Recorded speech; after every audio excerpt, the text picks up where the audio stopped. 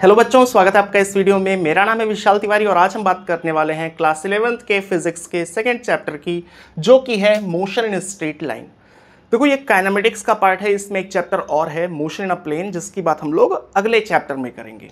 Motion in straight line ये हम लोग ऑलरेडी पढ़ चुके हैं क्लास 9th में। वहाँ पर हमने बहुत सरफेस लेवल पे बातें करी थी, बेसिक चीज़ें समझी थी, जैसे कि distance, displacement, speed, velocity, acceleration ये क्या होते हैं। इक्वेशंस ऑफ मोशन भी देखे थे, कुछ बेसिक क्वेश्चंस भी सॉल्व करे थे। यहाँ पर काफ़ी डीप लेवल में पढ़ने वाले हैं और मैं आपको सबसे पहले एक डिस्क्लेमर दे दूँ, इसको काफ़ी सीरियस लेना। जिन लोगों ने डिफरेंशिएशन और इंटीग्रेशन नहीं पढ़ा है आप में से, वो पहले जाके उसको पढ़ लो, फिर इस वीडियो को कंटिन्यू करो, क्योंकि इस चैप्टर से डिफरेंशिएशन और इंटीग्रेशन का इन्वॉल्वमेंट शुरू हो जाएगा। आपको कई सारे डेरिवेशंस में देखने को मिलेंगे, कई सारे न्यूमेरिकल्स में देखने को मिलेंगे, और इसीलिए डिफरेंशिएशन इंटीग्रेशन सबसे पहले पढ़ाया जाता है मैथमेटिकल टूल्स में, क्योंकि फिजिक्स हर चैप्टर में आपको इसका यूज़ मिलता जाएगा। यूनिट एंड मेजरमेंट में नहीं मिला था, लेकिन अभी से जितने चैप्टर होंगे सब में इसका यूज़ आपको मिलेगा। तो जो आप सबसे पहले उसे क्लियर कर लो। मेरे चैनल पे भी वीडियो है, या जहाँ कहीं से भी आपको समझ में आए, आपको बेटर लगे, आप वहाँ से डिफरेंशिएशन और इंटीग्रेशन देख लो, उसके बाद इस वीडियो को कंटिन्यू करो, तो आपको अच्छे से समझ में आएगा। चलो स्टार्ट करते हैं। आज का ये हमारा पहला वीडियो है। हम बेसिक इंट्रोडक्शन की बात करेंगे। मेनली जो चीज़ें हम लोग ऑलरेडी जानते हैं, क्लास 9th में पढ़ चुके हैं, हम उसकी बात करेंगे। अगले वीडियो से हम क्लास 11th के स्टैंडर्ड में कदम रखेंगे। आज हम लोग पढ़ने वाले हैं पॉइंट ऑब्जेक्ट क्या होता है, रेस्ट एंड मोशन क्या होता है, 1D, 2D, 3D motion, uniform and non uniform motion, कुछ बेसिक टर्म्स भी देखेंगे, इक्वेशंस ऑफ मोशन की बात करेंगे। चलो स्टार्ट करते हैं। और ये चीज़ें हम लोग पहले पढ़ चुके हैं, तो मैं बहुत डिटेल में नहीं समझाऊंगा। कोशिश करूंगा कि आपको सब कुछ समझ में आ जाए कम से कम शब्दों में। स्टार्ट करते हैं पॉइंट ऑब्जेक्ट से, जो हमारा पहला टॉपिक है, पॉइंट ऑब्जेक्ट। सो ये पॉइंट ऑब्जेक्ट है क्या? पॉइंट ऑब्जेक्ट एक ऐसा कॉन्सेप्ट है जिसमें हम मानते हैं कि सारे का सारा मास सिर्फ एक पॉइंट पे है। एक पॉइंट का कोई डायमेंशन नहीं होता। एक्स एक्सिस के अलॉन्ग, वाई एक्सिस के अलॉन्ग या जेड एक्सिस के अलॉन्ग कोई भी वैल्यू नहीं होती। ये सिर्फ एक पॉइंट है। अब ऐसा माना क्यों जाता है, आप एग्जाम्पल से समझो। मान लो इस चैप्टर में हम कोई क्वेश्चन सॉल्व कर रहे हैं जिसमें एक कार है जो कि यहाँ से यहाँ चली गई। क्वेश्चन में पूछा गया कि बताओ कार का डिस्प्लेसमेंट कितना है। कार यहाँ से यहाँ गई है और ये है एग्जांपल के लिए 100 मीटर। तो हम बोलेंगे कार गई है 100 मीटर, कार का डिस्प्लेसमेंट 100 मीटर है। हम ये नहीं बोलेंगे कि कार का जो अगला पहिया है वो 101 मीटर गया है, पिछला पहिया जो है वो 100.5 मीटर गया है। कहने का मतलब हम कार के अलग अलग पार्ट्स को डिस्कस नहीं करेंगे। हम इस पूरे कार को एक पॉइंट की तरीके से कंसीडर करेंगे, मानेंगे कि पूरा का पूरा जो कार है वो एक पॉइंट पे है। इससे इस कार के मोशन को स्टडी करने में काफ़ी आसानी होती है। ठीक है, ऐसा मानते कब है? तो एक चीज़ समझना, जब बॉडी अपने साइज के हिसाब से लंबी दूरी ट्रैवल करे तो उस केस में हम लोग पॉइंट ऑब्जेक्ट मानते हैं। एक और एग्जांपल समझना, ये है सन। इसके चारों तरफ सारे प्लैनेट्स चक्कर लगाते हैं, हमारी अर्थ भी चक्कर लगाती है। मान लो अर्थ चक्कर लगा रही है, ठीक है। अब अर्थ तो अपने आप में बहुत बड़ा ऑब्जेक्ट है, काफ़ी बड़ा ऑब्जेक्ट है, लेकिन इस केस में अगर आप देखो तो अर्थ ये जो डिस्टेंस ट्रैवल कर रही है, इस डिस्टेंस के मुकाबले अर्थ बहुत छोटी है। इसीलिए हम लोग इस अर्थ को कैसे ट्रीट करेंगे? हम लोग इसको ट्रीट करेंगे एक पॉइंट ऑब्जेक्ट की तरीके से। ठीक है, एक और एग्जांपल देख लो कि कब हम लोग पॉइंट ऑब्जेक्ट नहीं मानते हैं। ये जमीन है, एक रॉड था इस तरीके से, वो रॉड गिर गया तो कैसे हो जाएगा? कुछ इस तरीके से। अब देखो, इसका जो पहला पॉइंट है यहां से यहां आ गया, जो ऊपर वाला पॉइंट है इसने ज़्यादा डिस्टेंस ट्रेवल किया है, बीच वाले पॉइंट ने कम डिस्टेंस ट्रेवल किया है, नीचे वाले पॉइंट्स ने बहुत कम डिस्टेंस ट्रेवल किया है। यहां पर हम इसको पॉइंट ऑब्जेक्ट नहीं मानेंगे, क्योंकि एक ही बॉडी के अलग अलग पार्ट्स का मोशन अलग अलग है। ठीक है, तो इसको पॉइंट ऑब्जेक्ट नहीं मानेंगे। अब इसके मोशन को अगर हमें स्टडी करना हो, समझना हो, तो उसके लिए काफ़ी कॉम्प्लिकेटेड मेथड्स लगेंगे, जो कि हम लोग एक चैप्टर है आप ही के क्लास में, system of particles and rotational motion, हम वहाँ पर ऐसे मोशन की बात करेंगे। ठीक है, तो अभी हम ये बातें नहीं करने वाले। अभी हम जितने भी ऑब्जेक्ट्स की बात करेंगे वो कैसे होंगे, पॉइंट ऑब्जेक्ट होंगे, या अगर कोई कार बोला गया, कोई बॉय बोला गया, कोई भी ऑब्जेक्ट बोला गया तो उससे हम लोग एक पॉइंट ऑब्जेक्ट मानेंगे। आई होप कि ये चीज़ आपकी क्लियर हो गई होगी। अब चैप्टर है हमारा मोशन इन स्ट्रेट लाइन। तो सबसे पहले हम मोशन को देखेंगे, और मोशन को देखने के लिए ज़रूरी है कि रेस्ट भी समझा जाए कि रेस्ट और मोशन होते क्या है। देखो, अगर बहुत सिंपल भाषा में बोलूँ मैं, रेस्ट का मतलब क्या होता है, कोई चीज़ जो रुकी हुई हो उसको हम लोग बोलते हैं रेस्ट। तो मैं लिख दे रहा हूँ, रेस्ट का मतलब रुकी हुई। लेकिन अगर इसको हमें डिफाइन करना हो फिजिक्स की लैंग्वेज में तो कैसे करेंगे? कोई भी चीज़ जो अपना पोजीशन ना चेंज कर रही हो उसे हम लोग बोलेंगे, किसी पर्टिकुलर पॉइंट के रिस्पेक्ट में उसे बोलेंगे वो बॉडी रेस्ट पे है। जैसे कि एग्जांपल के लिए ये आपका घर है, आपके घर के सामने एक पेड़ लगा हुआ है। आप रोज सुबह निकलते हो, देखते हो कि पेड़ कितनी दूरी पे है, 10 मीटर की दूरी पे है। अब एक चीज़ बताओ, आज सुबह आप निकले 10 मीटर की दूरी पे है, 10 मिनट बाद भी 10 ही मीटर की दूरी पे है, और 50 दिन बाद भी देखोगे तो 10 मीटर की दूरी पे है। कहने का मतलब ये जो ऑब्जेक्ट है पेड़, जब आप इसको अपने घर से देख रहे हो तो इसका पोजीशन नहीं चेंज हो रहा, टाइम बीत रहा है लेकिन पोजीशन नहीं चेंज हो रहा, तो आप क्या बोलोगे कि ये पेड़ रेस्ट पे है। ठीक इसके अपोजिट यहाँ एक बच्चा खेल रहा था जो कि 12 मीटर पे था, लेकिन 2 मिनट बाद बच्चा यहाँ पहुँच गया, 4 मिनट बाद बच्चा वापस से यहाँ आ गया। तो आप देख रहे हो कि इस बच्चे की जो पोजीशन है वो टाइम के साथ बदल रही है। तो अगर किसी भी चीज़ की पोजीशन टाइम के साथ ना बदले तो वो ऑब्जेक्ट रेस्ट पे होता है, और अगर उस बॉडी की पोजीशन बदल रही है टाइम बदलने के साथ तो वो ऑब्जेक्ट मोशन में है। तो मैं शॉर्ट में लिख दे रहा हूँ, आप इसको डेफिनेशन लिख लेना, क्योंकि हर एक चीज़ अगर लिखवाऊंगा तो टाइम बहुत ज़्यादा लगेगा। ठीक है, रेस्ट में आप लिख लेना, doesn't change position, doesn't change position with respect to time, with respect to time। और मोशन में क्या हो जाएगा, change position with respect to time. याद रखना, ये हम लोग किसी पर्टिकुलर फ्रेम ऑफ रेफरेंस से देखेंगे, आगे समझ में आएगा क्या होता है फ्रेम ऑफ रेफरेंस।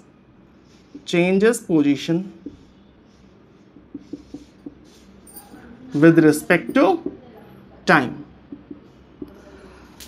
चलो, ये चीज़ भी हमें समझ में आ गई, रेस्ट एंड मोशन क्या होता है। अगर हमसे कोई पूछे तो अब हम लोग डिफाइन कर सकते हैं। बात मोशन की करनी है तो सबसे पहले टाइप्स ऑफ मोशन समझ लेंगे।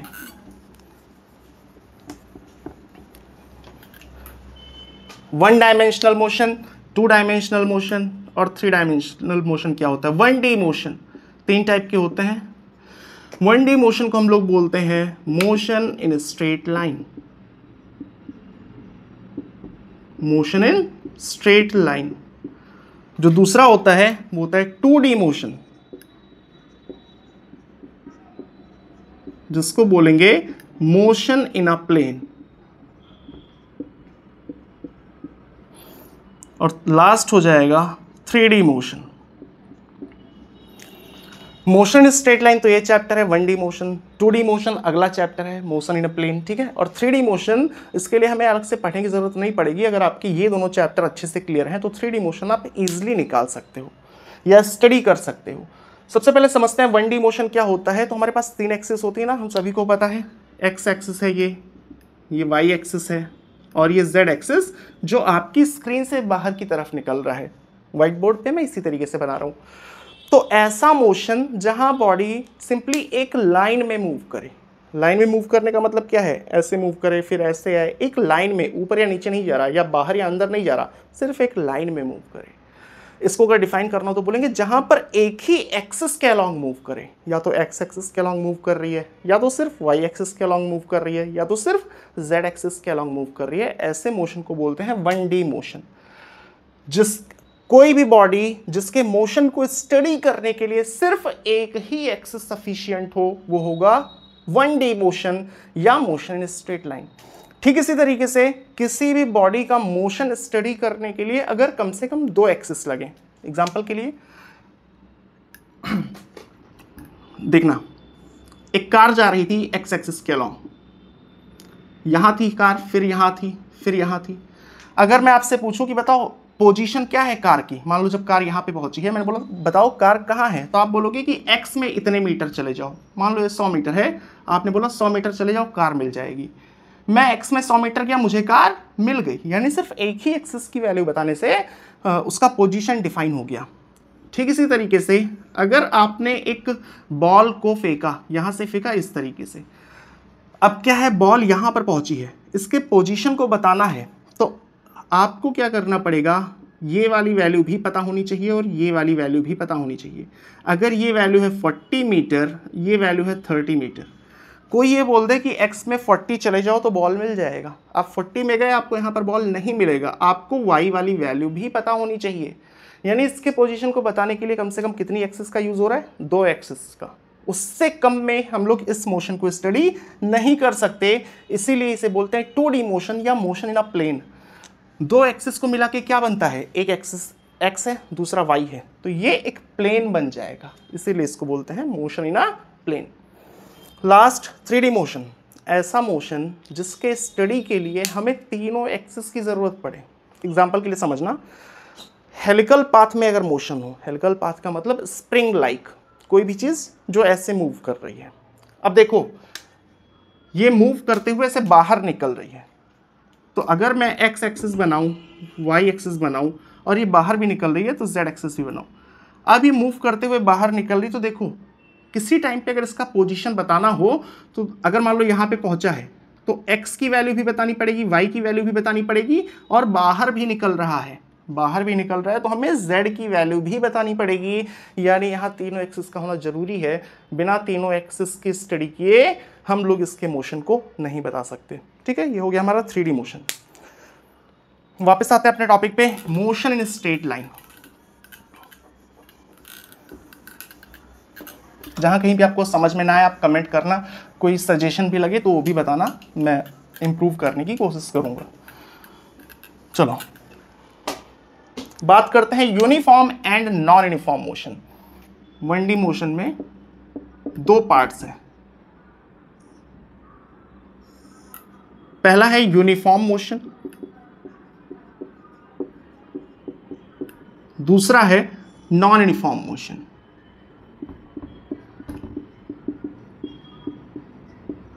यूनिफॉर्म मोशन क्या होता है, एग्जाम्पल से समझा रहा हूं मैं, बहुत लिखवाऊंगा नहीं।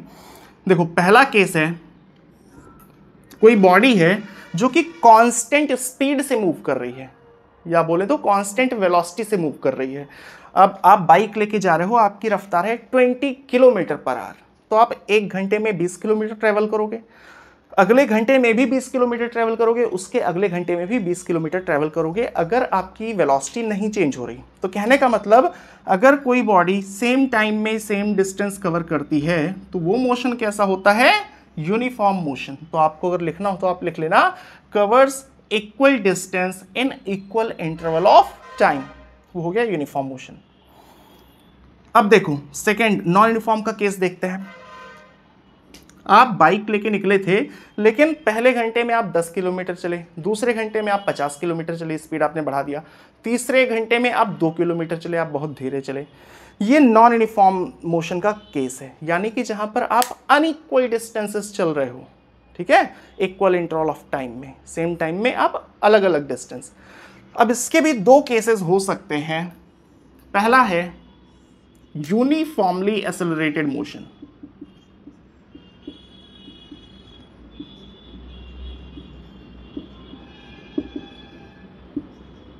यूनिफॉर्मली एक्सेलरेटेड मोशन, आप शॉर्ट में इसको लिख लेना UAM। दूसरा नॉन यूनिफॉर्मली एक्सेलरेटेड मोशन।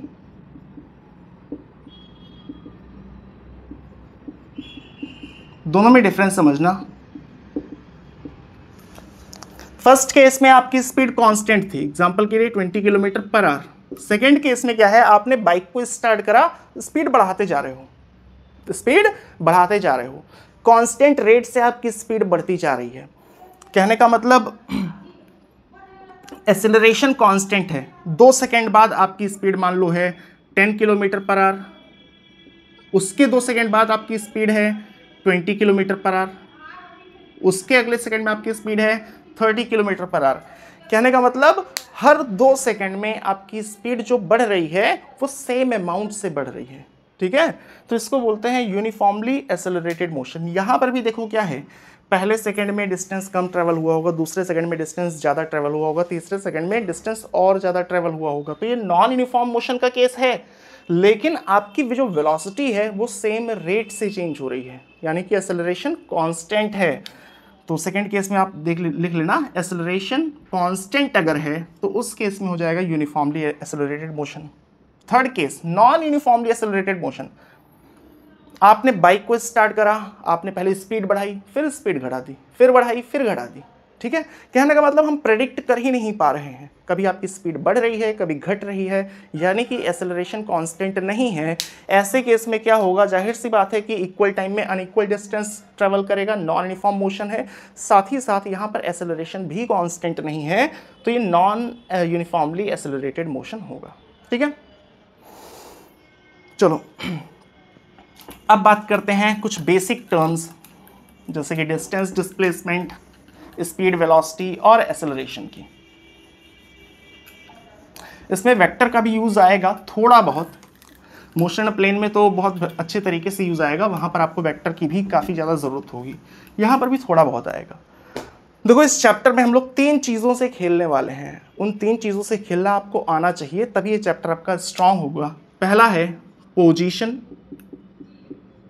दूसरा है वेलोसिटी, तीसरा है एक्सेलरेशन। अब पोजीशन से ही हमारा डिस्टेंस और डिस्प्लेसमेंट आता है, वेलोसिटी में हमारा स्पीड भी आ जाएगी, वेलोसिटी भी आ जाएगा, फिर ऐसे एक्सेलरेशन भी है, इंस्टेंटेनियस वेलोसिटी आएगी, एवरेज वेलोसिटी आएगी। मेजर अगर बात करें तो बोलेंगे पोजीशन, वेलोसिटी और एक्सेलरेशन, इन्हीं तीनों चीज़ों की स्टडी हमें करनी है किसी भी मोशन में। चलो देखते हैं, सबसे पहले देखेंगे डिस्टेंस, डिस्प्लेसमेंट। तो डिस्टेंस की डेफिनेशन क्या होती है कि बॉडी एक्चुअल में कितना चला है, total path length, it is defined as total path length, मैं शॉर्ट में लिख रहा हूं, total path length travelled by a body, travelled by a body. कहने का मतलब कोई बॉडी है जो कि यहां से यहां गई है 10 मीटर और फिर यहां पर चली गई 6 मीटर, ए से बी फिर बी से सी, तो जो डिस्टेंस होगा वो कितना होगा, डिस्टेंस हमारा हो जाएगा 10 + 6 यानी कि 16 मीटर। हाँ, इसकी एसआई यूनिट, लेंथ को हम लोग नाप रहे हैं ना, तो इसकी एसआई यूनिट क्या हो जाएगी, मीटर हो जाएगी, मीटर। अगर कोई बॉडी ए से बी जा रही है, अगेन 10 मीटर, लेकिन बी से सी वापस आ गई 6 मीटर, तो भी यहां डिस्टेंस कितना होगा, 10 + 6 यानी कि 16 मीटर। तो डिस्टेंस में क्या होता है, एक्चुअल में बॉडी कितना चली है, डायरेक्शन पे डिपेंड नहीं कर रहा, आप किधर भी जाओ टोटल कितना चले हो। हमारे बाइक या कार में जो ओडोमीटर लगा होता है, जो बताता है कि गाड़ी कितना चली है, वो बेसिकली डिस्टेंस को ही मेजर करता है। आप अपने घर से निकलो और घुमा के वापस से ले आओ, तो फिर वो आप कितना टोटल चले हो उसकी लेंथ को बताएगा, कितने किलोमीटर, तो वो डिस्टेंस को मेजर करता है, ठीक है। तो यहाँ डायरेक्शन का कोई रोल नहीं है, तो आप लिख लेना कि ये एक स्केलर क्वांटिटी है, distance is a scalar quantity. Scalar quantity क्या होती है, मैंने स्केलर और वेक्टर जहाँ पढ़ाया है वहाँ पर आप जाके देखना, मैंने डिटेल में समझाया है। ऐसी क्वांटिटीज़ जहाँ डायरेक्शन को चेंज करने पे वैल्यू में कोई चेंज नहीं आती, वो स्केलर होती है, जिस पे डायरेक्शन का कोई रोल नहीं होता, या यूँ बोले जिसमें डायरेक्शन नहीं होती है। डिस्प्लेसमेंट की बात करते हैं, डिस्प्लेसमेंट। तो डिस्प्लेसमेंट को डिफाइन करते हैं, कोई बॉडी यहाँ से चली थी, यहाँ आ गई, यहाँ से चली है, यहाँ आ गई। अब हो सकता है ये पूरी दुनिया घूम के यहाँ पर आई हो, ठीक है, 50 किलोमीटर चल के यहाँ पर आई है, पर डिस्प्लेसमेंट क्या होगा, इनिशियल पॉइंट और फाइनल पॉइंट के बीच का ये जो सेपरेशन है वही होगा डिस्प्लेसमेंट। तो डिस्प्लेसमेंट को डिफाइन करेंगे, it is defined as shortest distance between initial and final position, initial and final position of body. तो बॉडी इनिशियली यहां थी, फाइनली यहां पर है, कहीं से भी चल के आई हो, सीधे गई हो, इधर से घूम के आई हो, यहां से ऐसे घूम के आई हो, लेकिन डिस्प्लेसमेंट क्या होगा, ये जो लेंथ होगी यही होगा डिस्प्लेसमेंट। ठीक है, एग्जांपल से समझ लेते हैं। जैसे इसी केस को उठाएं, कोई बॉडी है, पहले ए से बी गई, फिर बी से सी गई, तो डिस्प्लेसमेंट क्या होगा, इनिशियल पोजीशन तो ये हो जाएगी, फाइनल पोजीशन ये हो जाएगी, तो डिस्प्लेसमेंट होगा 16 मीटर। इसकी भी एसआई यूनिट मीटर होती है, एसआई यूनिट मीटर। तो डिस्प्लेसमेंट हो जाएगा 10 + 6 यानी कि 16 मीटर। एक चीज़ और, सेकेंड केस की अगर बात करें, कोई बॉडी यहाँ से यहाँ गई 10 मीटर, फिर वापस आ गई 6 मीटर, 10 मीटर गई थी और 6 मीटर वापस आ गई। डिस्प्लेसमेंट क्या होता है, इनिशियल पॉइंट और फाइनल पॉइंट के बीच का सेपरेशन। सो इस केस में हो जाएगा 4 मीटर। ठीक है, डिस्प्लेसमेंट आ गया 4 मीटर। यहाँ से एक बात हमें समझ में आती है कि अगर कोई बॉडी यहाँ पर है, ये चल दी अगर, तो अब इसका डिस्टेंस कभी 0 नहीं हो सकता, क्योंकि डिस्टेंस तो घटता है ही नहीं है। आप यहाँ से चले 4 मीटर, अब इसके बाद आप वापस आ भी रहे हो तो डिस्टेंस जुड़ता जाएगा, क्योंकि वो टोटल पाथ लेंथ होती है। डिस्प्लेसमेंट 0 हो सकता है, डिस्प्लेसमेंट नेगेटिव भी हो सकता है। नेगेटिव कैसे हो सकता है, ऐसे देखना, ये एक्स एक्सिस है, 4 मीटर आप इधर गए, 6 मीटर आप इधर आ गए, तो डिस्टेंस क्या कितना हो जाएगा, एक्स एक्सिस से ओरिजिन है तो ये 0 से शुरू हो रहा है, 4 इधर गए, 6 इधर आए, तो डिस्टेंस तो हो जाएगा 10 मीटर, क्योंकि डिस्टेंस कभी भी घटता नहीं है, जुड़ता चला जाता है, टोटल पाथ लेंथ। डिस्प्लेसमेंट क्या होगा, इनिशियल पॉइंट ये है, फाइनल पॉइंट ये है, ये वाली दूरी हो जाएगी। तो अगर ये 0 है तो इधर -1 आएगा, इधर -2 आएगा। आगे समझ में आएगा। यहाँ पर ये एग्जाम्पल लेने का मेरा मतलब ये था कि अगर डायरेक्शन चेंज हो रहा है, आप सेम चले हो, 10 मीटर चले थे, 6 मीटर चले थे, यहाँ भी 10 मीटर चले हो, 6 मीटर चले हो, फर्क किस में है, सिर्फ डायरेक्शन में चेंज है। तो डायरेक्शन चेंज करने से डिस्प्लेसमेंट की जो वैल्यू थी वो चेंज हो गई, एक जगह पे 16 मीटर है, एक जगह पे 4 मीटर है। तो डिस्प्लेसमेंट डायरेक्शन पे डिपेंड करता है, या यूँ बोलें कि डिस्प्लेसमेंट में डायरेक्शन होता है। तो डिस्प्लेसमेंट कैसी क्वांटिटी होती है, ये एक वेक्टर क्वांटिटी होती है, ये एक वेक्टर क्वांटिटी होती है, ये चीज़ आपको ध्यान रखनी है। चलो अब बात करते हैं स्पीड और वेलोसिटी की। हो सकता है कि आप में से अभी बहुत सारे बच्चों को काफ़ी सिंपल लग रहा हो, सिंपल है भी, क्योंकि अभी हम बहुत इनिशियल लेवल की बातें कर रहे हैं। जब कैलकुलस इसमें घुसेगा तब प्रॉब्लम्स बढ़ेंगी, जब डिफरेंशिएशन इंटीग्रेशन आएगा। हालांकि तो भी आपको मैं इसी तरीके से समझाऊंगा कि सारी चीज़ें एकदम अच्छे से क्लियर हो। चलो स्पीड वेलोसिटी की बात करते हैं। यहाँ मैं वेक्टर्स का ज़्यादा यूज़ नहीं करूँगा, सिर्फ आपको ये बताऊँगा कि कौन सा स्केलर है, कौन सा वेक्टर है। वेक्टर डिटेल में अगले चैप्टर में पढ़ेंगे, ठीक है। चलो बात करते हैं स्पीड। स्पीड क्या होता है, it is defined as distance travelled per unit time. कोई भी बॉडी जो कि मोशन में है वो 1 सेकंड में कितना डिस्टेंस चल रही है उसे हम लोग बोलते हैं speed. It is defined as distance, मैं कम से कम लिख रहा हूं, आप अपनी लैंग्वेज में लिख लेना, distance travelled per unit time, पर यूनिट टाइम। 1 सेकंड में कोई बॉडी कितना चल रही है। अब मान लो t सेकंड में कोई बॉडी चली है जितना डिस्टेंस, तो 1 सेकंड में कितना चलेगी, डिस्टेंस अपॉन टाइम। सो यहां से आ जाएगा speed equal to distance upon time, ठीक है। इसकी यूनिट क्या हो जाएगी, एसआई यूनिट हो जाएगी। डिस्टेंस की यूनिट होती है मीटर, टाइम की यूनिट होती है सेकंड, सो मीटर पर सेकंड। अब एक चीज समझना, डिस्टेंस डायरेक्शन पे डिपेंड नहीं करता।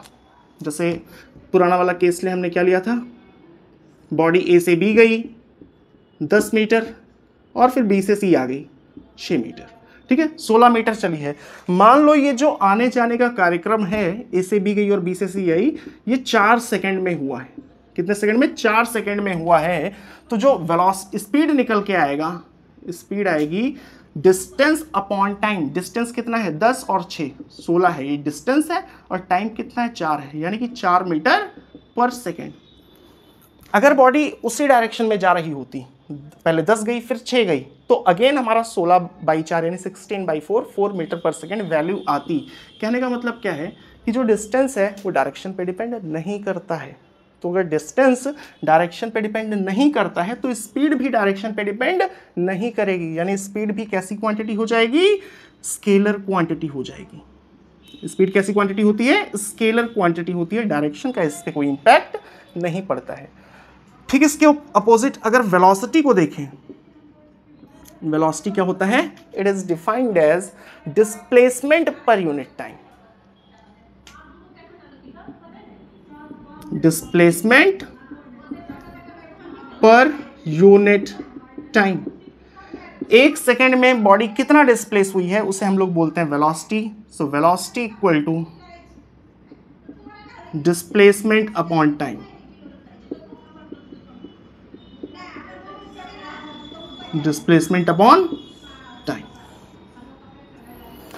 ठीक है, अगर इस कंडीशन की बात करें तो इस केस में डिस्प्लेसमेंट कितना था, बॉडी ए से बी गई, बी से सी गई, कितने सेकंड में, 4 सेकंड में।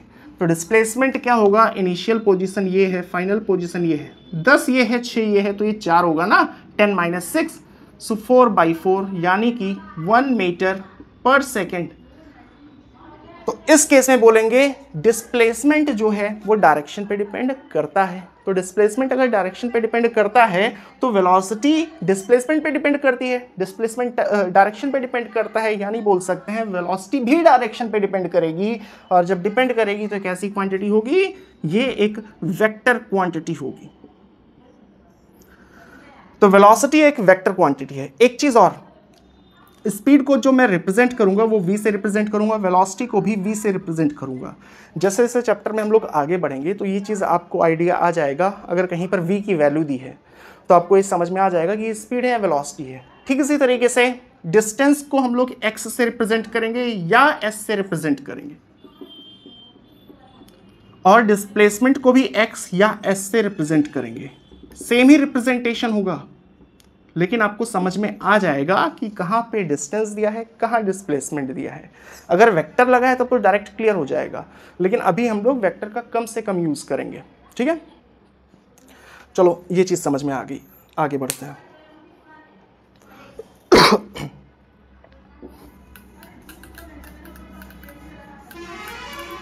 हाँ, वेलोसिटी का भी जो यूनिट है वो मीटर पर सेकेंड ही होगा, क्योंकि डिस्प्लेसमेंट की यूनिट मीटर होती है और टाइम की यूनिट सेकेंड होती है।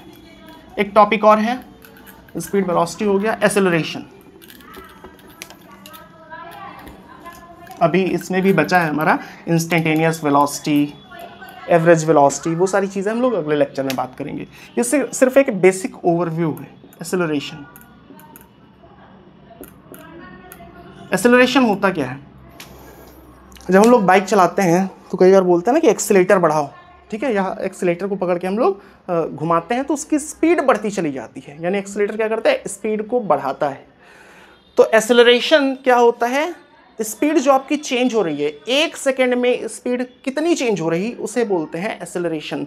अगर डिफाइन करना हो तो it is defined as rate of change of velocity, rate of change of velocity with respect to time.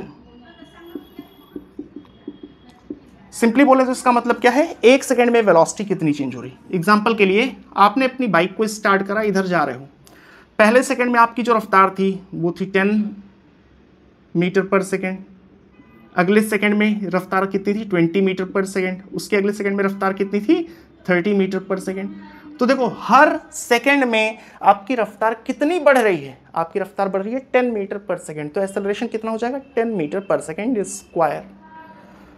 ठीक है, ये तो सिर्फ मैंने प्रैक्टिकल लाइफ का एग्जांपल देके समझाने की कोशिश करी। अब इसको कैसे लिखेंगे, कोई बॉडी यहाँ पर है, अभी यहाँ पर है, कुछ टाइम बाद t सेकेंड में वेलोसिटी इसकी बदल गई, मान लो कितनी बदल गई, डेल्टा v बदल गई। डेल्टा क्या रिप्रेजेंट करता है, चेंज को रिप्रेजेंट करता है, मतलब final velocity minus initial velocity. तो हम बोलेंगे t सेकेंड में वेलोसिटी चेंज हुई है डेल्टा v, तो 1 सेकेंड में वेलोसिटी कितनी चेंज होगी, डेल्टा v बाई टी, या इसको डेल्टा टी भी कई बार लिखते हैं, कंफ्यूज नहीं होना। तो यानी कि एक्सेलरेशन क्या हो जाएगा, acceleration equal to delta v by delta t या फिर delta v by t. SI unit इसकी कितनी हो जाएगी? वेलोसिटी की यूनिट क्या होती है? मीटर पर सेकेंड होती है। अब डेल्टा वी की यूनिट क्या हो जाएगी? मीटर पर सेकेंड ही होगी। क्यों? 10 मीटर पर सेकेंड में से अगर 2 मीटर पर सेकेंड को माइनस करोगे तो क्या आएगा? 8 मीटर पर सेकेंड ना। अगर ये V2 है, ये V1 है, तो ये हमारा डेल्टा वी है, तो यूनिट हमारी यही होगी। सो डेल्टा वी आ गया मीटर पर सेकेंड, नीचे 1 सेकेंड पहले से था तो ये मल्टीप्लाई होकर स्क्वायर हो जाएगा, यानी मीटर पर सेकेंड स्क्वायर। ये एसआई यूनिट है, किसकी? एक्सेलरेशन की एसआई यूनिट। इसको कई बार ऐसे भी लिखते हैं, metre second to the power -2।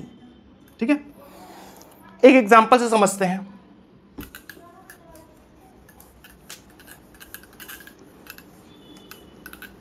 देखो,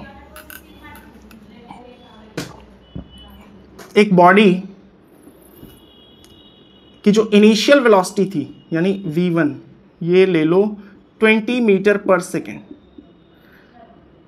और कुछ टाइम बाद जो उसकी वेलोसिटी है वो है 80 मीटर पर सेकेंड। ये कितने टाइम में हुआ है? ये हुआ है 8 सेकेंड में। ठीक है, 8 सेकेंड, चलो 4 सेकेंड लेते हैं, 4 सेकेंड में हुआ है। बॉडी की पहले वेलोसिटी 20 मीटर पर सेकेंड थी, बाद में वेलोसिटी 80 मीटर पर सेकेंड है। 4 सेकेंड में वेलोसिटी का इंक्रीज हो गया। पूछ रहा है एक्सेलरेशन कितना है। हम बोलेंगे इंक्रीज वेलोसिटी में कितना हो रहा है? चेंज इन वेलोसिटी कितना है? चेंज का मतलब हमेशा क्या होता है? Final minus initial. आपके पास अभी 20 रुपए हैं, कुछ देर बाद आपके पास 80 रुपए हो गए, तो चेंज कितने का आया? Final minus initial. हमेशा याद रखना, चाहो तो कहीं पर आप कॉपी कर लो, चेंज हमेशा फाइनल माइनस इनिशियल होता है। ठीक है, वेलोसिटी के केस में वेलोसिटी में चेंज निकाल रहे हैं, मतलब final velocity minus initial velocity. So final velocity है 80 मीटर पर सेकेंड, इनिशियल वेलोसिटी है 20 मीटर पर सेकेंड, टाइम कितना है? 4 सेकेंड। सो ये आ जाएगा 60/4, यानी कि 15 मीटर पर सेकेंड स्क्वायर। ये आ गया एक्सेलरेशन। अब यहाँ पर भी ये एवरेज एक्सेलरेशन है, ये चीज़ ध्यान रखना, ये एवरेज एक्सेलरेशन है। अभी इंस्टेंटेनियस एक्सेलरेशन भी आएगा, वो हमने क्लास 9th में नहीं पढ़ा है, उसे हम लोग यहाँ पर देखेंगे, लेकिन अगले लेक्चर में, जब एक बार मैं डिफरेंशिएशन का थोड़ा सा ओवरव्यू आपको दे दूंगा। ठीक है, तो ये है हमारा एवरेज एक्सेलरेशन। एक चीज़ और ध्यान में रखना, मैं बताना भूल गया था। अगर कोई बॉडी, जैसे हमने उस केस में देखा था ना कि बॉडी 10 मीटर चली, फिर 6 मीटर चली है, तो 10 और 6 16, डिस्टेंस कितना आ रहा था? डिस्टेंस आ रहा था 16 मीटर। और डिस्प्लेसमेंट कितना आ रहा था? डिस्प्लेसमेंट भी आएगा 16 मीटर। तो अगर कोई बॉडी स्ट्रेट लाइन में चलती जा रही है, पीछे मुड़ के नहीं आ रही है, सिर्फ सीधे जा रही है, तो उस केस में डिस्टेंस और डिस्प्लेसमेंट सेम आएगा। ये अपने कॉमन सेंस से भी हम सोच सकते हैं। और उस केस में जो एवरेज स्पीड और एवरेज वेलोसिटी आएगी वो भी सेम होगी। मैंने बोला था स्पीड कभी भी ज़ीरो नहीं हो, वो डिस्टेंस कभी भी ज़ीरो नहीं हो सकता, और लेकिन डिस्प्लेसमेंट ज़ीरो हो सकता है और नेगेटिव हो सकता है। एक चीज़ और ध्यान रखना है, डिस्प्लेसमेंट कभी भी डिस्टेंस से ज़्यादा नहीं हो सकता। अगर आगे जब तक जा रहे हैं तब तक डिस्टेंस और डिस्प्लेसमेंट सेम है, जैसे ही हम पीछे मुड़े तो डिस्प्लेसमेंट कम हो जाएगा, लेकिन डिस्टेंस तो कभी कम होने वाला नहीं, डिस्टेंस हमेशा बढ़ता रहता है। तो डिस्प्लेसमेंट कभी भी डिस्टेंस से ज़्यादा नहीं हो सकता, ये इम्पॉसिबल है। तो आप चाहो तो इसको कहीं नोट डाल के लिख लेना, डिस्टेंस या फिर displacement can never be greater than distance, greater than distance. चलो आज के इस लेक्चर को हम यहीं पर समाप्त करते हैं। अभी एक टॉपिक रह गया, इक्वेशन ऑफ मोशन। मैं उसको डेराइव नहीं करवाऊंगा, सिर्फ मैं इक्वेशंस लिख दूंगा, वो हमने ग्राफिकल मेथड से क्लास 9th में डेराइव किया था।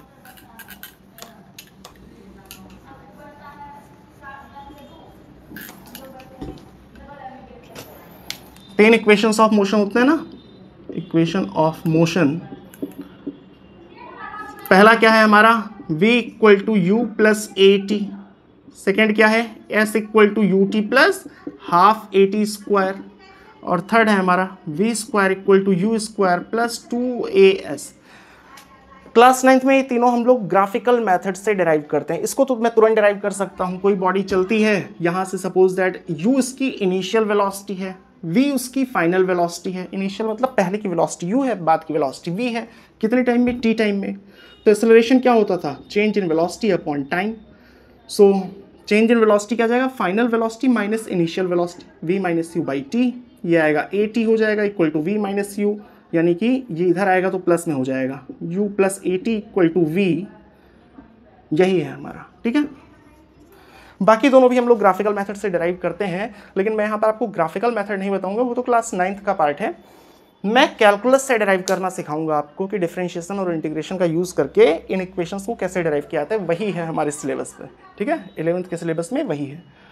तो चलो आज के इस लेक्चर को यहीं पर समाप्त करते हैं। अगले लेक्चर में मिलेंगे जहां पर हम लोग थोड़ी सी हाई क्लास की चीज़ें पढ़ेंगे, 11th स्टैंडर्ड की चीज़ें पढ़ेंगे, डिफरेंशिएशन और इंटीग्रेशन का रोल भी पढ़ेंगे, इक्वेशंस के बारे में डिस्कस करेंगे, ग्राफ के बारे में बातें करेंगे।